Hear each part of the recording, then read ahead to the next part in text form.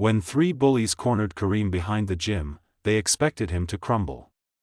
But in a flash, one hit the pavement, and the others realized they'd picked the wrong target. Kareem Tolliver's arrival at Millstone High in Lansing, Michigan, barely registered.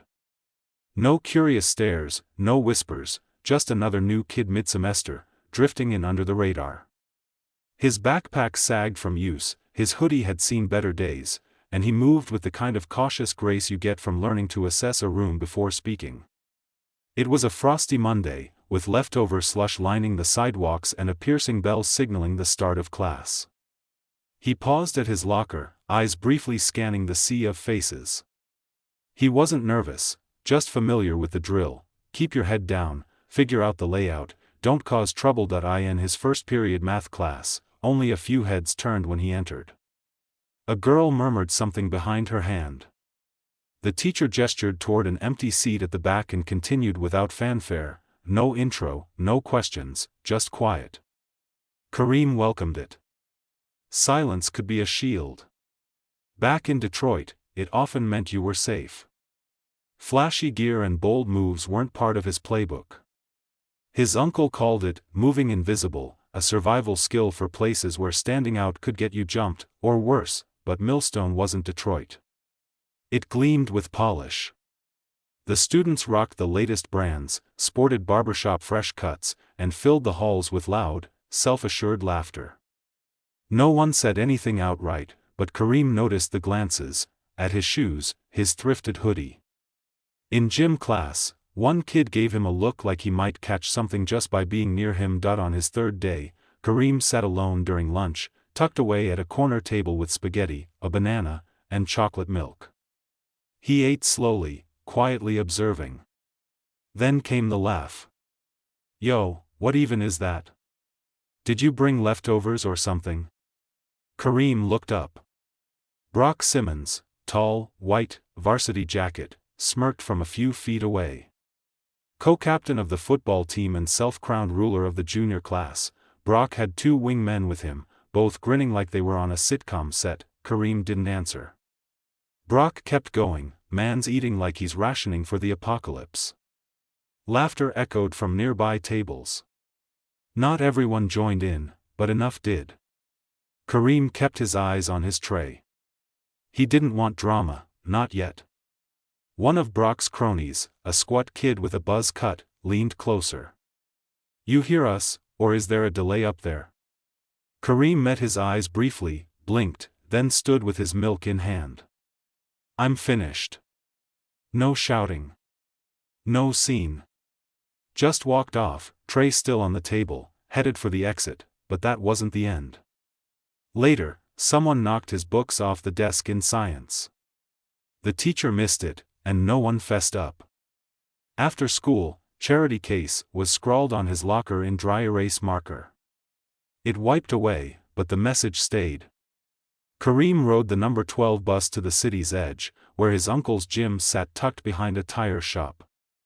As he stepped inside, the scent of sweat and leather greeted him like an old friend. Uncle Reggie looked up mid-rap. "You good?" Kareem shrugged. "Just school." Reggie didn't push. He pointed toward the mats. "Get it out. That's why they're there." Kareem didn't speak. He changed, stepped up, and worked the pads with surgical fury: sharp hooks, tight pivots, controlled speed. He wasn't there to show off. He was there to remember how to stay grounded. Still, the cafeteria moment lit a fuse Kareem hadn't meant to spark. It should have been just another dumb comment.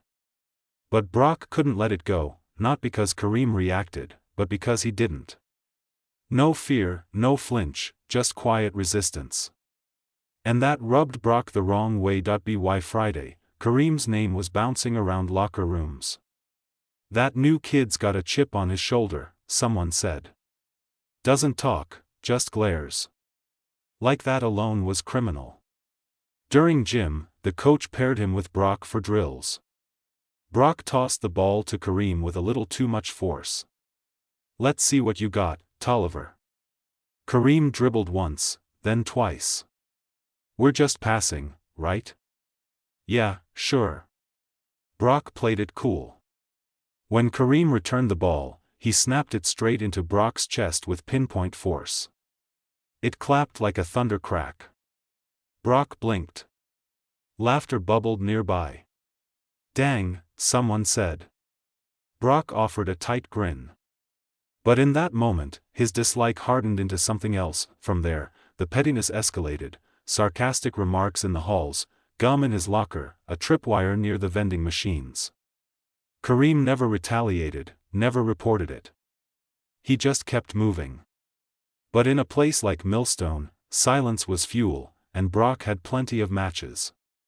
Lunchtime became open mic night. "You from Detroit? Where's your vest, bro?" More laughs. Some kids looked away, but no one stepped in. Kareem stared at his sandwich, jaw tight. Logan Ferris, one of Brock's crew, leaned across the table. "Yo, I swear he's not right. Doesn't even blink." Brock responded loud enough for everyone, "He's not crazy. Just another headline waiting to happen." That one landed hard. After school, Kareem walked faster. He'd seen situations like this go bad before, he just hadn't expected it to follow him here. At home, Reggie caught the tension in Kareem's shoulders. "You carrying something?" Kareem nodded slightly. Tried to explain. Reggie set down his mug. "Sometimes staying calm is harder than swinging. You get that?" "Yeah. You're not there to prove anything. You're there to finish strong, build your future." "I know." Reggie studied him. "But if someone forces your hand, don't let them walk through you." Kareem didn't reply. He didn't need to. The gossip shifted.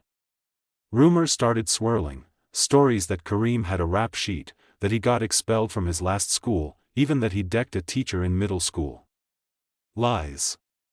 But that didn't matter. During history, Brock leaned forward. "You ever been in a real fight, Tolliver?" Kareem kept his eyes on the board.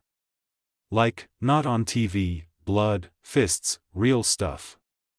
Kareem finally turned. "Yeah. You don't look like it." "That's the point." Brock squinted. "You threatening me?"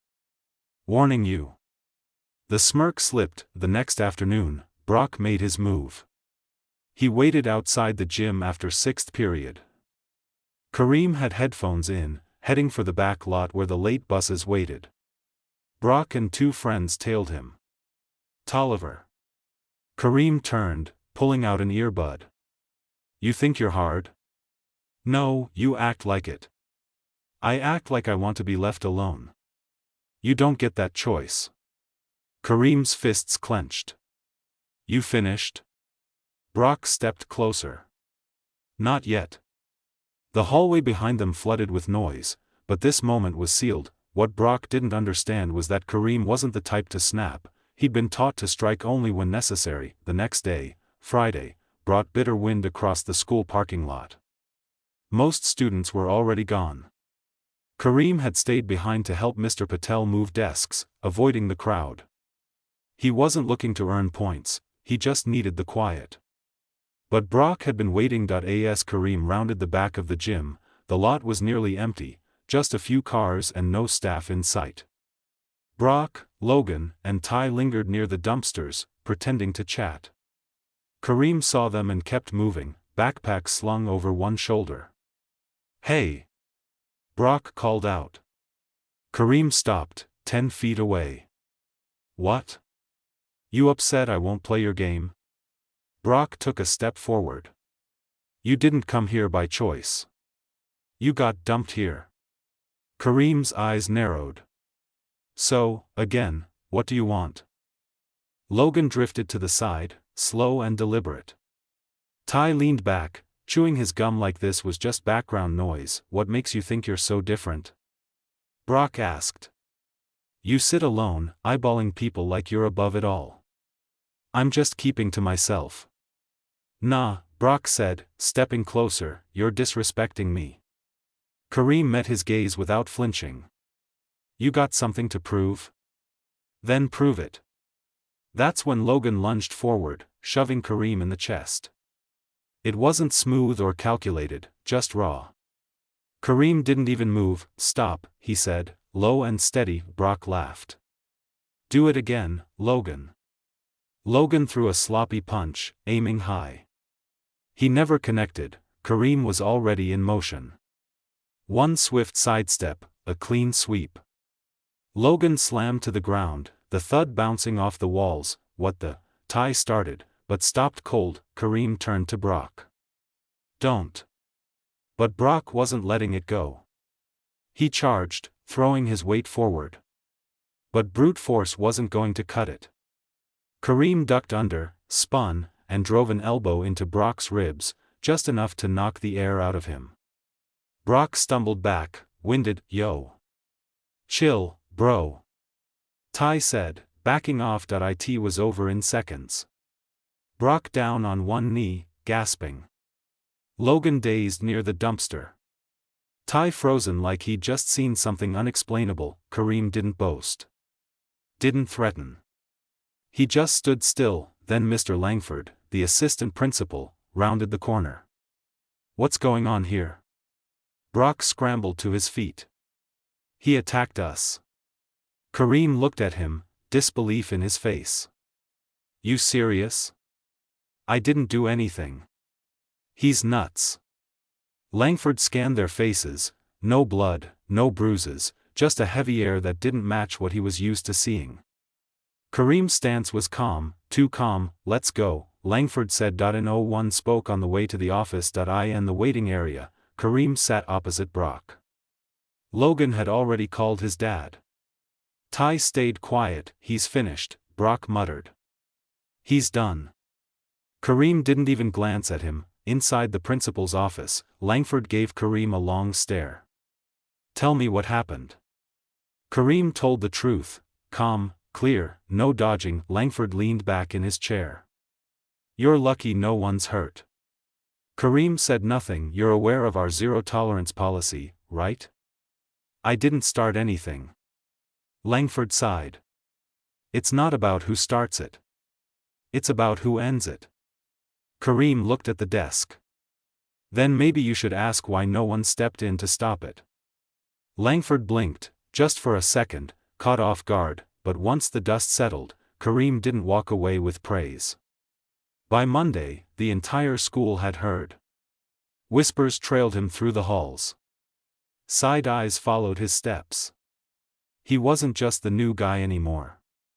Now, he was a headline. In first period, the kid who sat behind him found a new seat. At lunch, the cafeteria went quiet when he walked in. Not out of respect.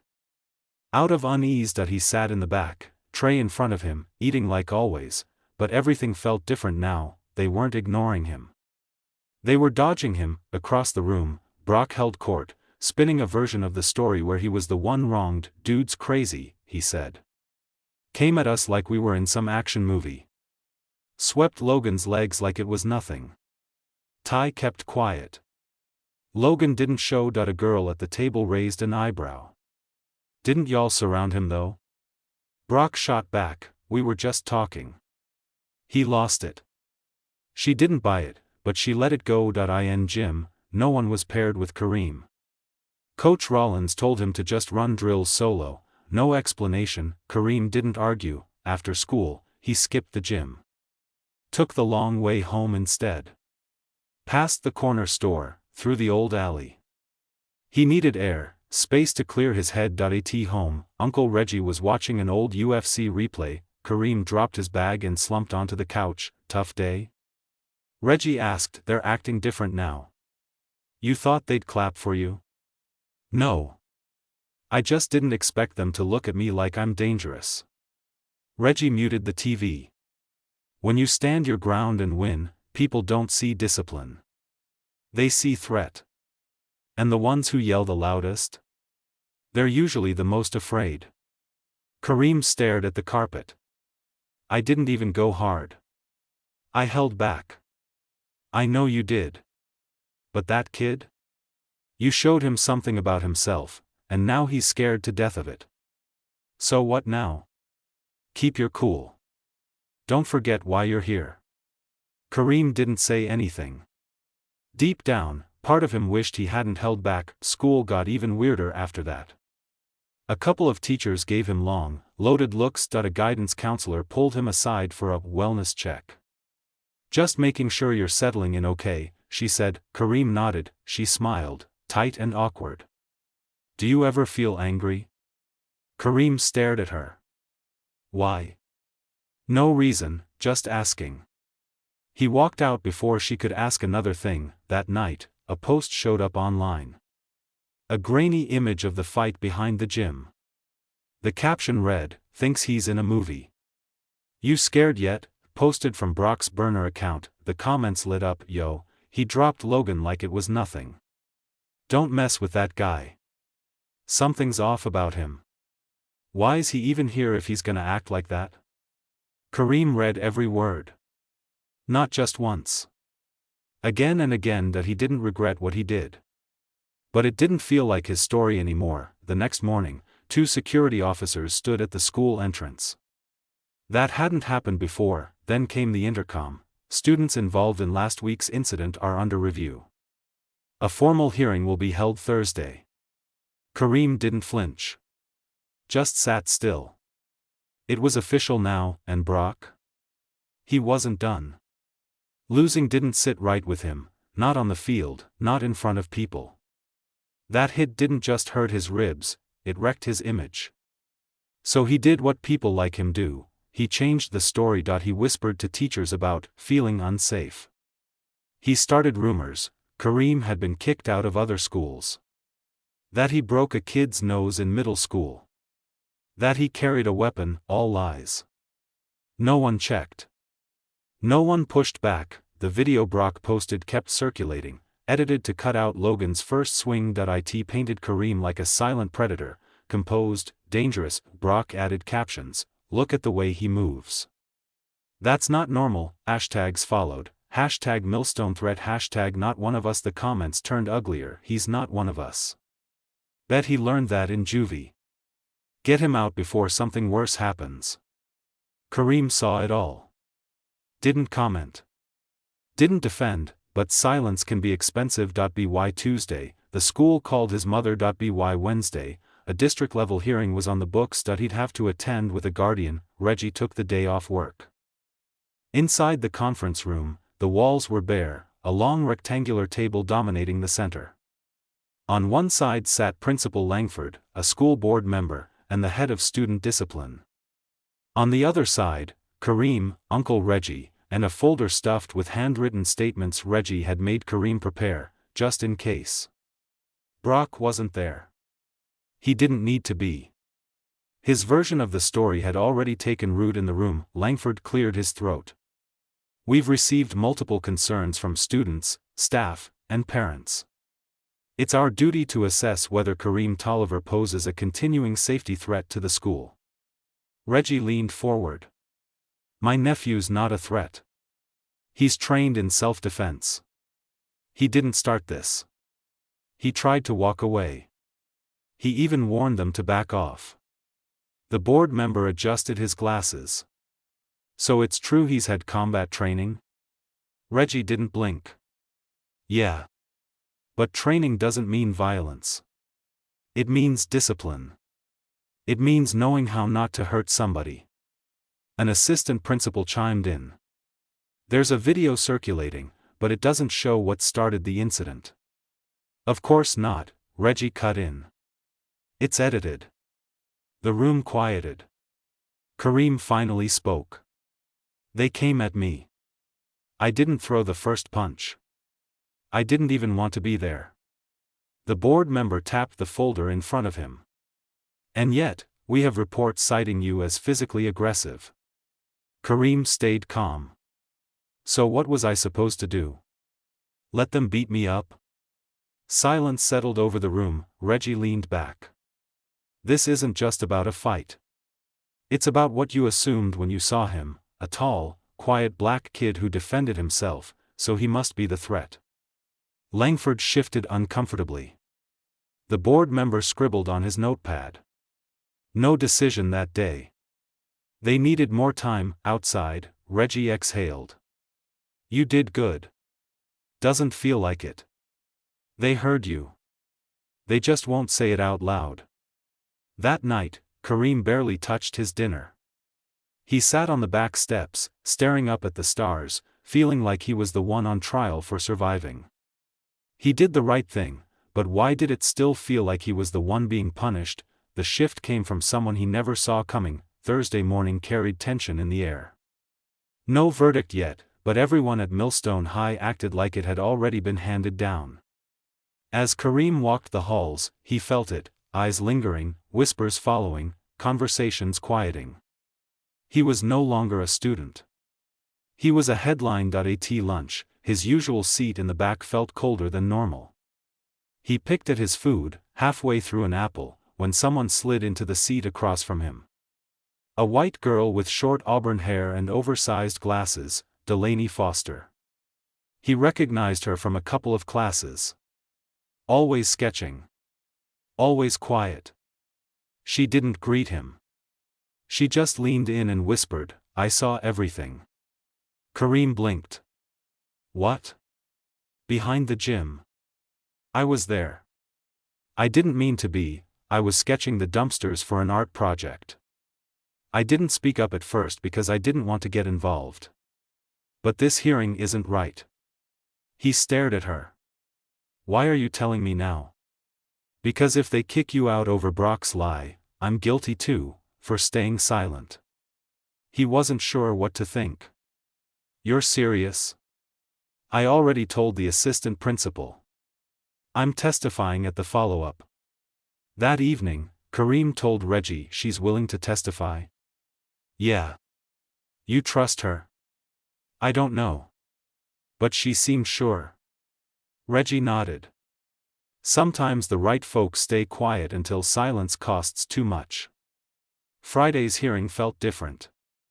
Delaney sat at the end of the table, hands folded, voice shaky, but clear. They surrounded him. 3 against 1. Logan threw the first punch. Kareem only defended himself. He warned them more than once. I saw it. The room shifted. Even Langford paused his note-taking. And you stayed quiet until now? Asked the board member. Delaney nodded. I was scared. But fear's not a good excuse. 15 more minutes. Then they dismissed the room. Kareem and Reggie stepped into the cold air of the parking lot. She didn't have to do that, Kareem said. No, Reggie replied, but she did. The verdict came by email the next morning. Kareem Tolliver is not subject to disciplinary action. Evidence supports that he acted in self-defense. Reggie printed it and taped it to the fridge, but vindication didn't mean everything was fine. At school the following week, it was quieter. No glares. No shoves. Brock didn't speak to him. Logan kept his head down. Ty switched lunch tables.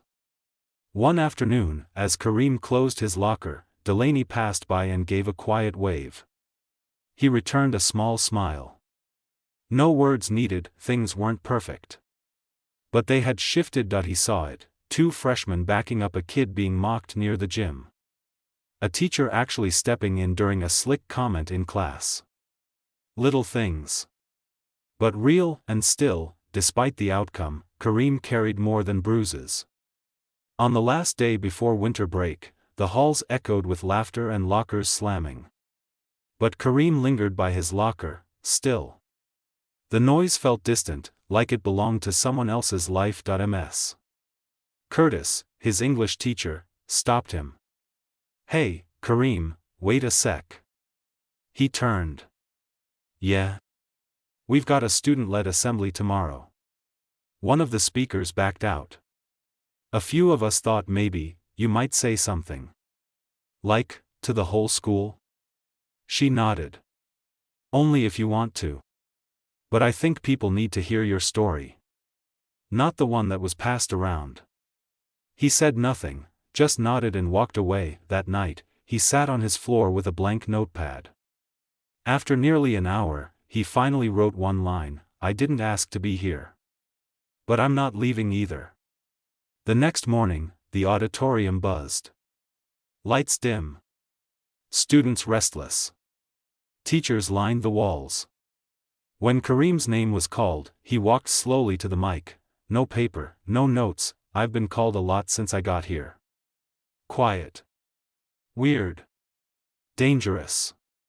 A few awkward laughs, some of y'all probably still don't know what to make of me. I didn't come here to fight. I came here to finish school. I wanted what everyone else wants, just to get through the day. The room quieted. Listening, I'm not perfect. I've made mistakes. I've been angry. I've been hurt. But if the only story you know about me is the one someone else told, then you never really knew me. He scanned the crowd. I'm from a city where keeping quiet keeps you safe. You learn early when to speak, and when silence is survival. But here, I learned something else: silence can make the wrong voices louder. He nodded toward the staff.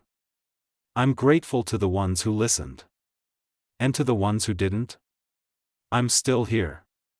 You didn't scare me off.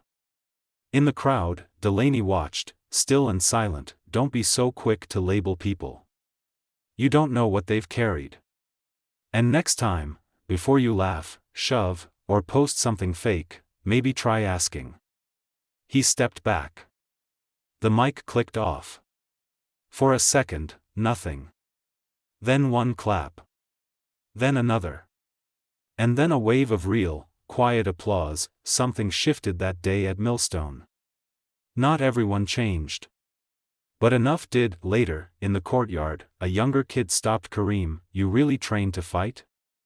I trained to stay ready. The kid grinned. Can you teach me? Kareem thought for a second. You sure? It's not about hurting people.